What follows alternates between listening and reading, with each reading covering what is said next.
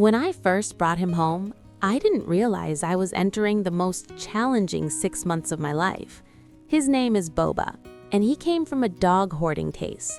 47 dogs crammed into a 2-bedroom house. Boba spent his entire first year in a wire crate, barely big enough to turn around in, surrounded by constant barking, waste, and zero human affection. The rescue coordinator said, "He's going to need patience." I nodded, thinking I understood. I had no idea. The drive home was silent, except for Boba's panting. His eyes were wide, darting everywhere, like he was waiting for something terrible to happen. Every word I spoke made him flinch. I opened his crate in my living room, expecting him to explore. Instead, he pressed against the back wall, trembling so violently I could hear his collar jingling. "Come on, Boba. Come on, buddy." Nothing. I sat on the floor, making myself smaller. 10 minutes, 15. Finally, I gently guided him out. The second his paws hit the floor, he bolted to the nearest corner and froze. That first night, he didn't move, not to eat, not to drink. At 2 a.m., I whispered, "I'm not going to hurt you, I promise." The first month was heartbreak.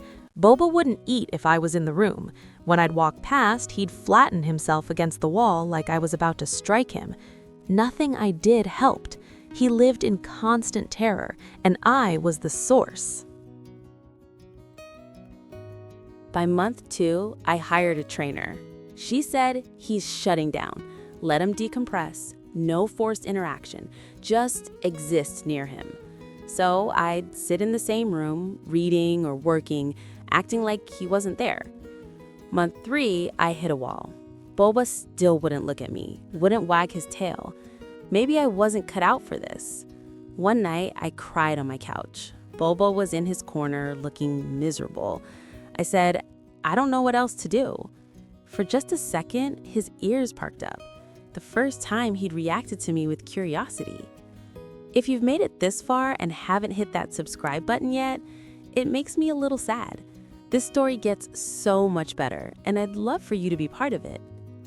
Month 4 brought tiny changes. He started eating with me in the room.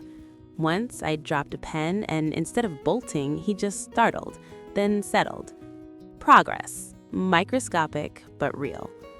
Month 5, I almost broke. I posted in the rescue group, "How long is too long to wait?" Responses ranged from "give it another month" to "some dogs never fully recover." That terrified me. Then, on a random Tuesday evening, something extraordinary happened. I heard his nails clicking on the hardwood floor.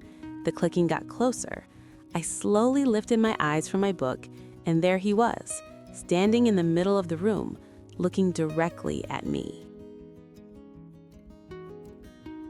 We held eye contact. His tail wasn't wagging, but it wasn't tucked. He was sizing me up, deciding. Then he took 3 steps toward me, lay down 4 feet away, and closed his eyes. He chose to be near me for the first time in 5 months. After that night, Boba's transformation accelerated. By month 6, he'd greet me with a tail wag. By month 7, he'd take treats from my hands. By month 8, he met me at the door, full body wiggling. I dropped my grocery bags and cried. Now, almost a year later, you wouldn't recognize him. Every morning, we go on Leonard walks, long routes where he sniffs everything, explores everything. His tail is always up.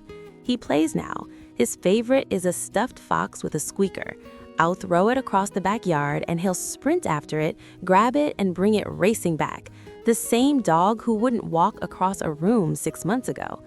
We go to the dog park now. His recall is incredible. When I call his name, he comes sprinting back like I'm the most important thing in the universe. People stop us constantly. I got him a backpack carrier for the city, and everyone wants to meet him. He lets strangers pet him. He's become this social, confident, happy dog. Here's the truth about rescue dogs with trauma that nobody prepares you for. They don't just change because you love them. Love isn't some magical cure that instantly heals years of neglect and fear. They change because you show up every single day, even when it's hard, even when they don't love you back, even when you're exhausted from trying and getting nothing in return. I completely restructured my entire life for Boba. I changed my work schedule so I could be home during his most anxious hours. I turned down weekend trips because consistency mattered more. I spent money I didn't really have on specialized training, vet behaviorists, and enrichment toys. I gave up spontaneity because Boba needed routine to feel safe. And you know what? I'd do it all again in a heartbeat. This dog has taught me more about patience and unconditional love than any human relationship ever could. He's shown me what it means to love without expecting anything in return. Healing isn't some beautiful, linear journey you see in movies. It's a chaotic mess of setbacks and tiny victories, and then suddenly something just clicks into place. This is my first dog that's truly, completely mine. My responsibility, my companion, my shadow who follows me room to room like he's terrified I'll disappear. When I work from home, he sleeps under my desk, his warm body pressed against my feet. When I cook, he sits in the kitchen doorway, watching with those big, trusting eyes. When I watch TV, he's pressed against my leg, warm and solid and trusting in a way I never thought possible. The most rewarding part isn't the tail wags or the playtime or even the cuddles. It's knowing I gave an animal who had every reason to give up on humans a reason to try again.